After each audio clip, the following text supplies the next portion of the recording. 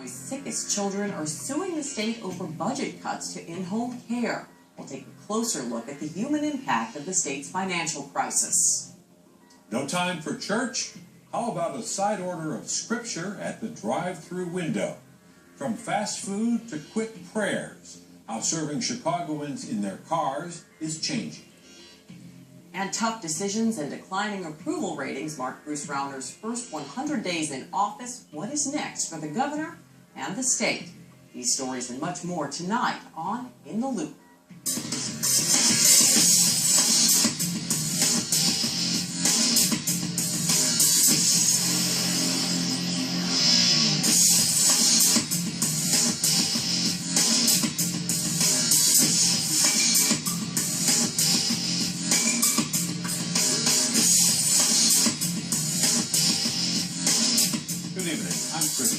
And I'm Barbara Pinto. Governor Rauner promised that everyone in Illinois would feel the pain of deep budget cuts. The governor is grappling with a $1.6 billion deficit in the current budget, and his administration has been looking for ways to save money. Medicaid is one of many programs in the crosshairs, making the future uncertain for some of the state's most vulnerable residents. Every day of Hector Soria's 3.5 years have been a delicate choreography of care to keep him alive. Born with a rare disorder called Pallister-Killian syndrome, Hector cannot walk or sit up on his own and has a long list of complex medical issues. He has a ventricular shunt placed in his brain. Other with his syndrome comes visual and hearing impairment, feeding problems, and mainly flaccid muscle tone. And he's also at risk for seizures. Hector is one of 5 children living with his parents in this modest Berwyn apartment, and Lorena Aguayo has been there for him and his family every step of the way since the day Hector came home from the hospital. They hand me this tiny little baby, and at first I was like, can I do this, you know? But I saw Mom and Dad, they put their faith in me. For 10 hours a day, 5 days a week, Lorena cares for Hector while his parents work. Medicaid picks up the bill. Among her many duties, watching for subtle signs of dangerous brain swelling and maintaining the feeding tube in Hector's abdomen. When he's not sick, he will take the formula by mouth. But whenever he gets like cold or anything, he doesn't eat through his mouth. So that's when I plug in a tube through here and I deliver the dosage. Since Hector can't move on his own, Lorena does it for him. And there's a few exercises we do, range of motion exercises, just to keep him moving.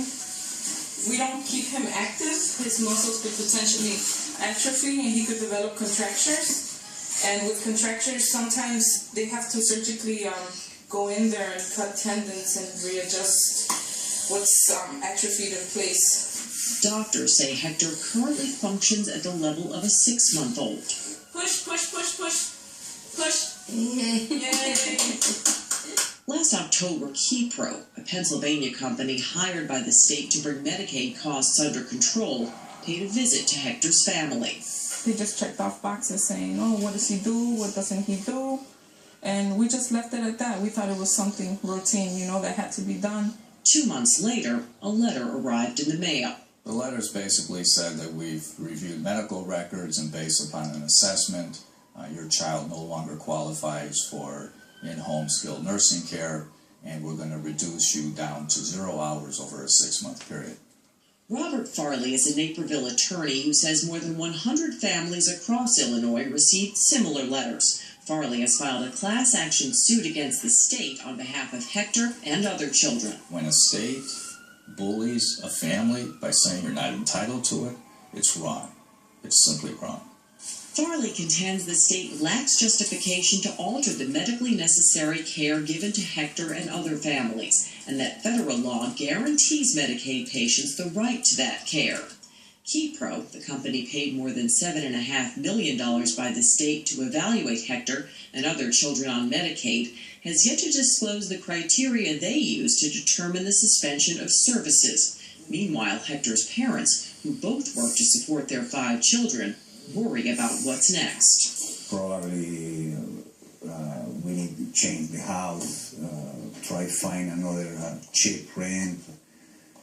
I don't know. It's very hard to think. What can I do? What is Hector? Right here. No, no es justo. No es justo porque I don't just want to sit here and rely on public aid to pay for our rent, for our food. We work for our kids. I think I'm asking for something fair for my son. The state paid more than $37 million for the program providing nursing care to Hector and other children last year. To help solve the state's fiscal crisis, Governor Rauner wants to cut more than $100 million from Medicaid and another $26 million in social services, including programs for people with AIDS and autism. Critics say the governor is balancing the budget on the backs of the most vulnerable, but with so much debt, there are no easy answers. I was with Governor Rauner earlier today. He doesn't want to make these cuts. He doesn't want to reduce these kind of programs. But we can't continue to operate a government that doesn't pay its bills.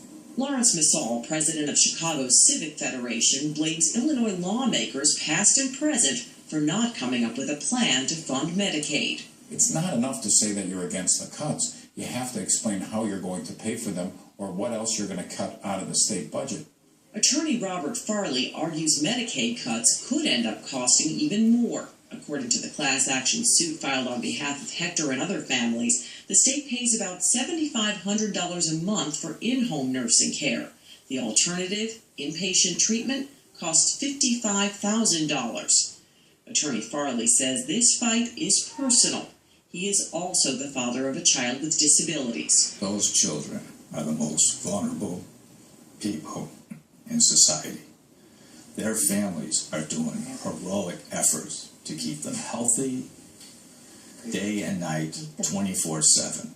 They do not have the time or the resources or the expertise to litigate. It's hard taking care of a disabled child. At least I get to go home, and I go about my life. But this is their reality every day. Every day. It's hard. A federal judge in Chicago has issued a temporary restraining order that keeps nursing care in place for Hector and the other children affected by these cuts. Another court hearing is scheduled for next week. Now we'll look at the governor's first 100 days, Superintendent McCarthy's listening tour, and a history-making game for the Chicago White Sox. Here's Chris with more. Thank you, Barbara. And joining